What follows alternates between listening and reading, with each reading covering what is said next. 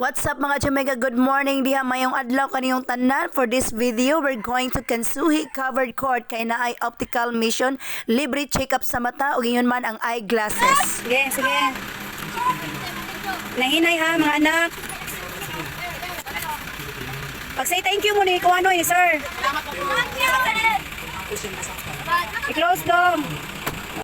Kapin sa 150 ka mga argawanon ang nakadagamtam og libreng check-up og eyeglasses nga gidalit gikan sa panagtimbayayong ni Congressman Edsel A. Galios, Villarda Vision Center, Mabuhay Deseret Foundation, Success and Money Foundation Organization ug Charity Vision.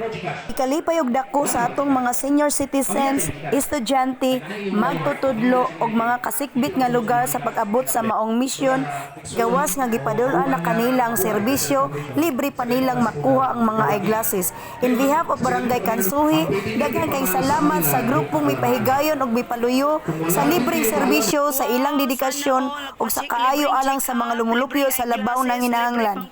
Daghan kayong salamat Congressman Edsel A. Galios ug sa imong mga kauban for choosing Barangay Kansuhi.